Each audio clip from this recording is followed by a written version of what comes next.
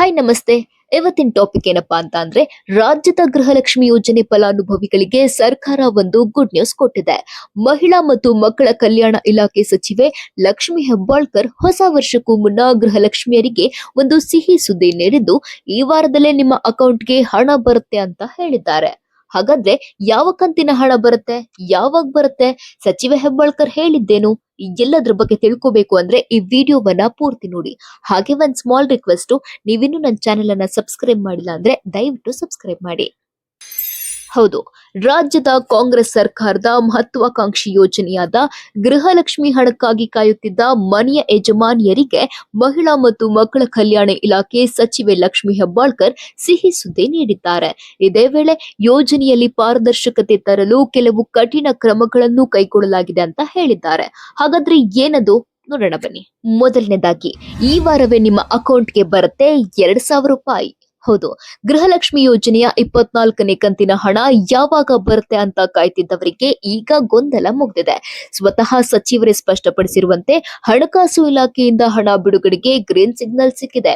ಈ ಸೋಮವಾರದಿಂದ ಶನಿವಾರದೊಳಗಡೆನೆ ರಾಜ್ಯದ ಎಲ್ಲ ಅರ್ಹ ಫಲಾನುಭವಿಗಳ ಬ್ಯಾಂಕ್ ಖಾತೆಗೆ 24ನೇ ಕಂತಿನ ಹಣ ಜಮೆಯಾಗತ್ತೆ. ಅಂದ್ರೆ ಪ್ರತಿಯೊಬ್ಬ ಮಹಿಳಾ ಫಲಾನುಭವಿಗಳ ಅಕೌಂಟ್ಗೆ 2,000 ರೂಪಾಯಿ ಈ ವಾರನೇ ಬರುತ್ತೆ.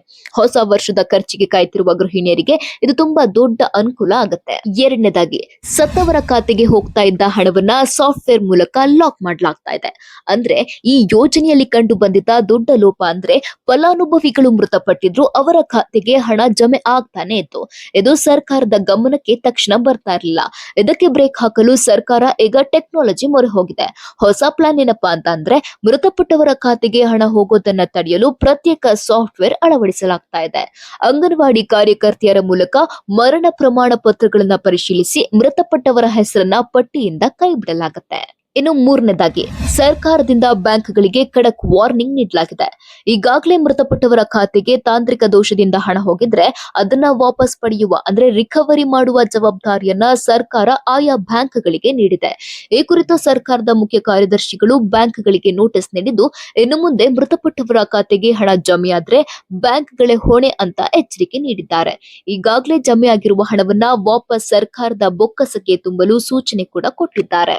ಸದ್ಯ ಇದೆಲ್ಲ ಒಂದ್ ಕಡೆ ಆದ್ರೆ, ಕಳೆದ ವಾರ ನಡೆದ ಬೆಳಗಾವಿ ಅಧಿವೇಶನದಲ್ಲಿ ಫೆಬ್ರವರಿ ಮತ್ತು ಮಾರ್ಚ್ ತಿಂಗಳ ಗೃಹಲಕ್ಷ್ಮಿ ಹಣವನ್ನ ಸರ್ಕಾರ ಕೊಟ್ಟೇ ಇಲ್ಲ ಅಂತ ವಿಪಕ್ಷಗಳು ಗಂಭೀರ ಆರೋಪ ಮಾಡಿದ್ವು. ಸದನದಲ್ಲಿ ಗೃಹಲಕ್ಷ್ಮಿ ಯೋಜನೆ ಭಾರಿ ಸದ್ದು ಮಾಡಿತ್ತು. ಸುಮಾರು 5,000 ಕೋಟಿ ರೂಪಾಯಿ ಮೋಸ ಮಾಡಿದ್ದಾರೆ ಅಂತ ವಿಪಕ್ಷಗಳು ಗಂಭೀರ ಆರೋಪ ಮಾಡಿತ್ತು. ಇದಕ್ಕೆ ಸಚಿವೆ ಲಕ್ಷ್ಮಿ ಹೆಬ್ಬಾಳ್ಕರ್ ಕೂಡ ಉತ್ತರ ಕೊಡೋದಕ್ಕೆ ಸ್ವಲ್ಪ ತತ್ತರಿಸಿದ್ರು. ನಂತರ ಸಿಎಂ ಸಿದ್ದರಾಮಯ್ಯ, ಹೌದು ತಪ್ಪಾಗಿರಬಹುದು, ಪರಿಶೀಲನೆ ಮಾಡಿ ಜಮೆ ಆಗದ ಹಣವನ್ನ ಹಾಕ್ತೀವಿ ಅಂತ ಭರವಸೆ ಕೂಡ ನೀಡಿದ್ರು. ಇದೀಗ ಸಚಿವೆ ಲಕ್ಷ್ಮಿ ಹೆಬ್ಬಾಳ್ಕರ್ ಕೂಡ ಯಾರ್ಯಾರಿಗೆ ಹಣ ಬಂದಿಲ್ವೋ ಅವರು ಆತಂಕ ಪಡೋ ಅಗತ್ಯ ಇಲ್ಲ, ಆ ಹಣ ಸರ್ಕಾರದಲ್ಲೇ ಸುರಕ್ಷಿತವಾಗಿದೆ, ತಾಂತ್ರಿಕ ದೋಷಗಳನ್ನ ಸರಿಪಡಿಸಿಕೊಂಡ ನಂತರ ಬಾಕಿ ಉಳಿದಿರುವ ಹಣವನ್ನ ಒಟ್ಟಿಗೆ ಕೊಡ್ತೀವಿ ಅಂತ ಭರವಸೆ ನೀಡಿದ್ದಾರೆ. ಸದ್ಯ ಈ ಎಲ್ಲ ಮಾತುಗಳಿಂದ ಗೃಹಲಕ್ಷ್ಮಿ ಫಲಾನುಭವಿಗಳಿಗೆ ಸ್ವಲ್ಪ ನೆಮ್ಮದಿ ಸಿಕ್ಕಂತಾಗಿದೆ.